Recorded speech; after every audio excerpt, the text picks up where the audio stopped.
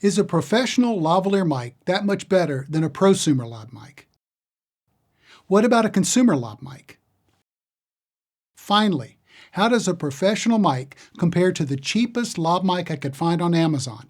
And by cheap, I mean really cheap. I found a mic that was $2 on Amazon. I think this is going to be a fun video.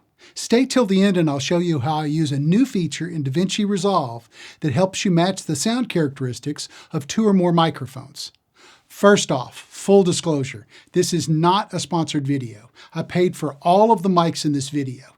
Because I purchased them, I won't be putting these through any tests that might break them. Nope. Instead, I'll be comparing parameters like build quality, the ability to conceal the mics, and of course, audio quality. So let's get started.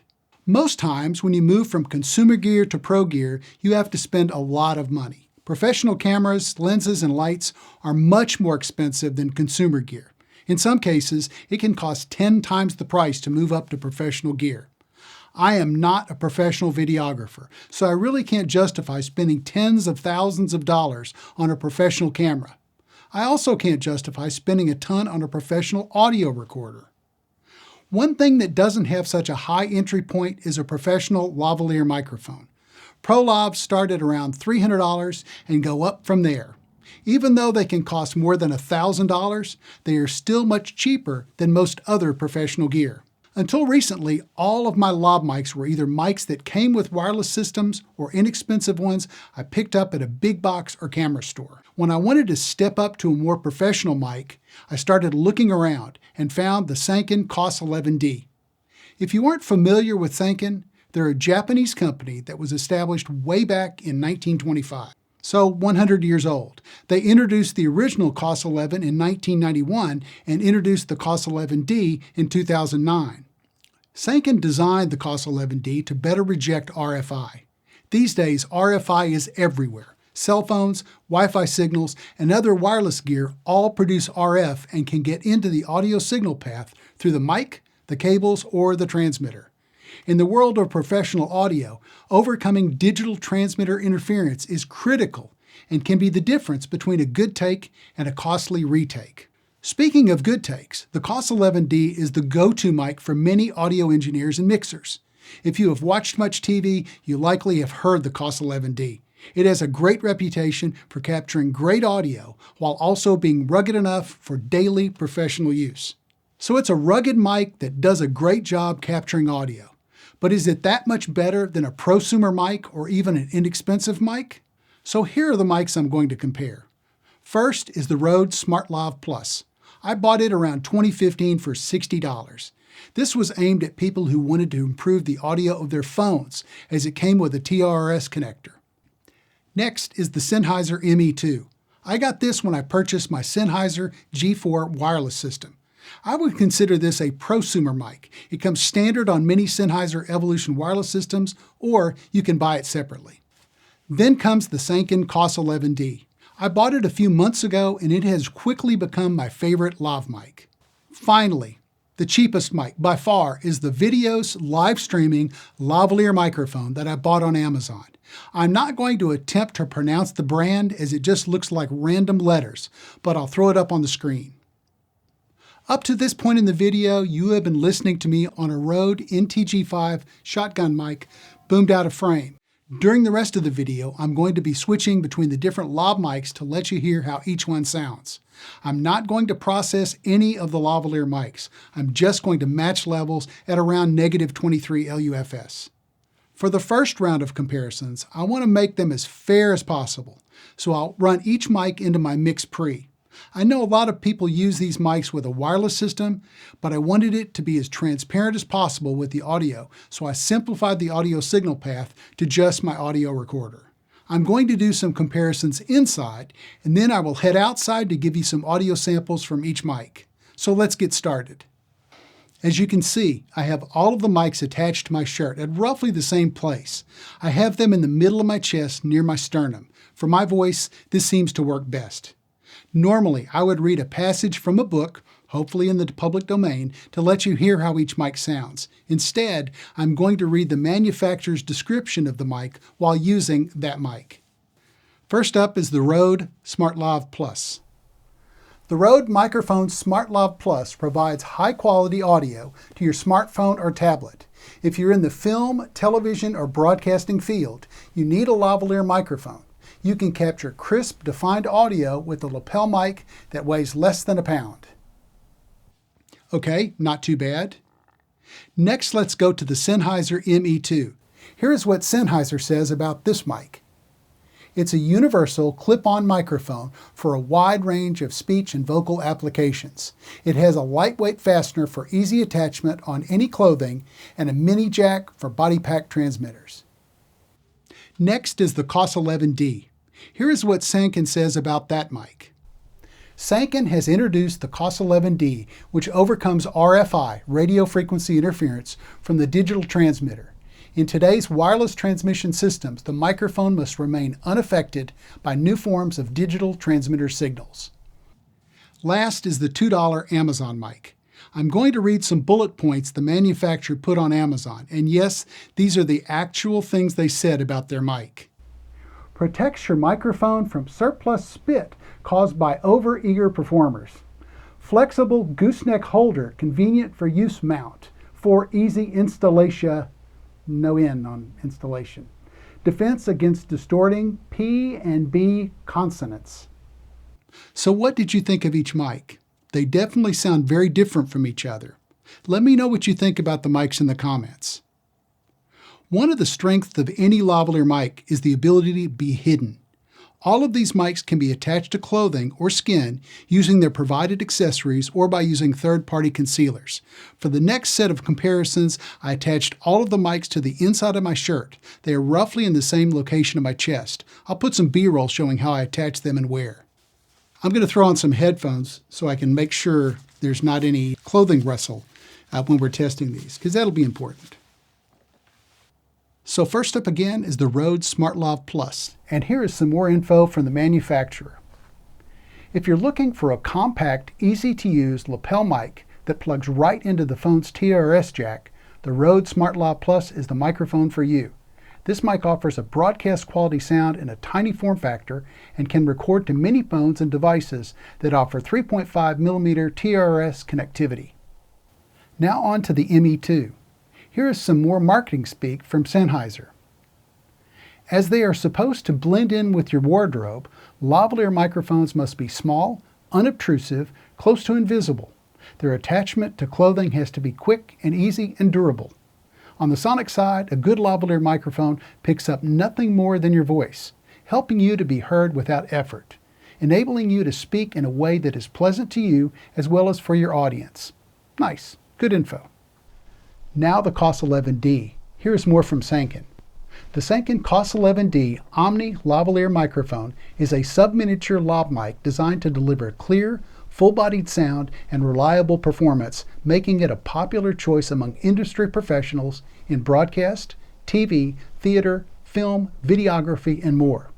The microphone capsule features a rectangular design that sits vertically, increasing the surface area and allowing this little mic to offer a rich, full sound that outperforms many larger models. Their marketing folks did a pretty good job selling its benefits.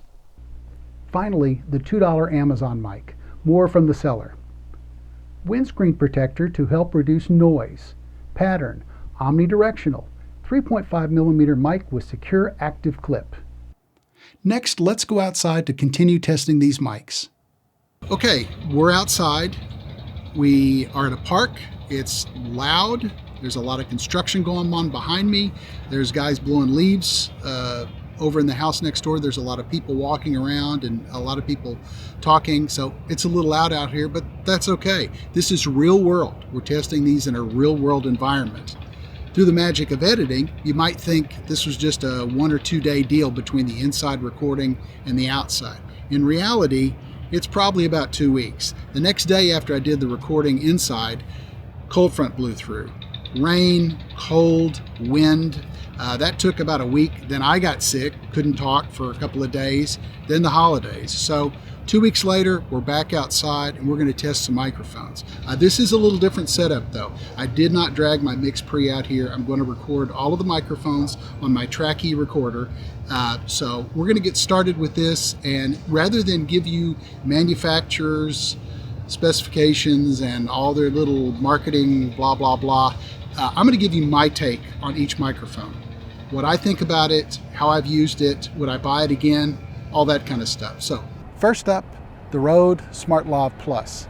I bought this microphone in 2015. I bought it for an iPhone 4 or 5. The audio on phones at that time were pretty bad. So this microphone was actually an upgrade to that.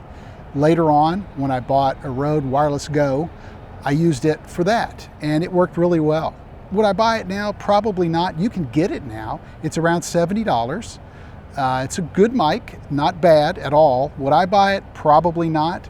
I would probably, at this point in time, I would probably go with a wireless system, either a DJI or a Rode or even a Hollyland. The wireless 2.4 gig units they have right now are awesome. They sound great, and they're so easy to hide that they're probably almost as easy to hide as a Lav. Next, I've got the Sennheiser ME-2. This microphone was part of the G4 package of wireless system that I bought in 2019. It's been great. It's actually been my go-to microphone up until I got the COS-11D. It's been a great microphone. A lot of people, when they got the G4 system, they would upgrade the microphone, the ME2, and they would get the MKE2, which was a more professional microphone. I didn't do that. At the time, I was happy with the MKE or the ME2. Would I get it now? I would definitely buy the G4 wireless system. It's a great system. UHF has a lot of benefits to 2.4 gigahertz. So yes, I would buy the G4 system, but I would probably upgrade the microphone either to the MKE2, keep it all Sennheiser, or I would go with the COS-11D and use it with that. Next is the COS-11D. I'd been looking to upgrade from the ME2 for over a year, and I finally found the COS-11D. Reviews on YouTube were great. The audio sounded great. That's really what kind of swayed me, was the reviews and then actually listening to audio samples. So it's been great.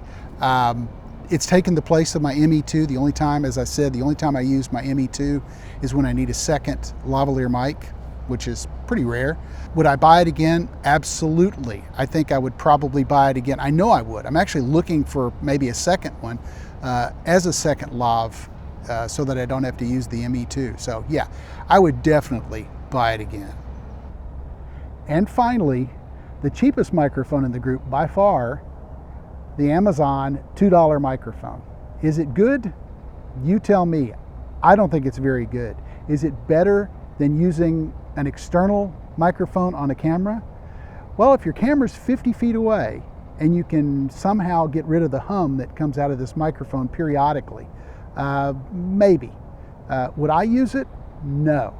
The only reason why I bought it was I was curious to see how a $2 microphone would sound compared to other microphones. So, you get what you paid for. Is it worth $2? Barely. So what did you think? Which mic sounded the best? Was the Rode mic good enough? Did you hear anything you didn't like about it? What about the Sennheiser? Even though it is billed as an entry-level lavalier mic, how did it sound? And finally, did the COS-11D sound the best? And if so, did it sound good enough to justify the pro cost? For me, the COS-11D definitely sounds the best. For my voice, I think it sounds the most natural. I also don't have to do as much post-processing to my audio. The ME2 makes my voice sound a little nasally, and the Rode definitely has more mid-range in it. The cheap mic just sounds awful. One other thing I like about the COS-11D is the small form factor. It makes hiding the mic so much easier. The other three mics are a little bigger, so hiding them can be a little challenging. When hiding any mic under close, high frequencies are attenuated. The frequency response of the COS-11D helps with this because it has a slight bump centered around 6 kHz, which helps improve the sound when used under close. I've only had the COS-11D for a few months, but I am looking forward to using it more in the future. For me, it's well worth the cost. What can you say about the $2 Amazon mic? Well, it was worth the money, but probably not worth much more. One thing I found out about the cheap mic was the lack of shielding of the cable. When I hooked it up to an H5, it was unusable due to the constant hum present when it was plugged in. It seemed to work better when I had it hooked to the Mix Pre, but anyone too cheap to buy a real mic probably won't own a Mix Pre. What about build quality? All but the cheap mics have decent build qualities comparable to their price, although the cable on the COS-11D seemed thicker and better than all the other mics. Okay, and the last thing I wanted to show you involves my audio workflow. One processing step I do with the lavalier mic is to use an EQ to try and match my lav to the boom mic. Honestly, I pretty much suck at this, so I was super excited to see Blackmagic added a feature in Davinci Resolve 20 that can match one mic to another using a feature called EQ Match. Let's jump into Davinci to see how well this works. Okay, I opened up Davinci Resolve and I'm in the Fairlight page. I have a clip loaded that I had recorded audio on a boom mic as well as two different lav mics. In the past, I might have needed to match the audio characteristics of two or more mics if I needed to switch between them during a shot. The reason you might need to switch between mics is if your primary mic had temporary audio issues like handling noise or clothing rustle. What I used to do, and remember I said I sucked at this, was to bring up the equalizer and on the second mic and manually change the settings and try and match the sound of the primary mic. This was definitely a hit and miss process. More miss than hit. I was really happy when Davinci Resolve introduced EQ Match in Davinci Resolve 20. Sadly, it is only available in the paid version. So here's how it works. Highlight your reference clip, right-click, go to Clip Operations, EQ Matcher, and Capture EQ Profile. Then go to your second audio clip, the one you want to match to the first one. Do the same thing, right-click, Clip Operations, EQ Match, and apply to either clip or track. I'm going to do it to the track. Normally I do this to the track because my microphones normally, when I get them into Davinci, I keep them on the same track throughout the entire editing process. So I'm going to EQ to the track. And if you notice, if you go over to the EQ, you'll notice that Davinci has made some changes to try to match the second lavalier mic to the boom mic. It works fair. It doesn't work perfect. It definitely works better than me doing my equalizer trick. And again, if you've got the paid version, it is part of Davinci 20. The great thing about EQ Match is that it will only get better as Davinci Resolve does additional upgrades. I can see this being a really good product in the next couple of versions. I hope you got some value out of this video. And if so, I would appreciate a like. I really like making these types of videos, the ones that let me experiment with all types of video and audio gear. I hope you liked it as well. Thanks for watching, and we'll see you in the next video.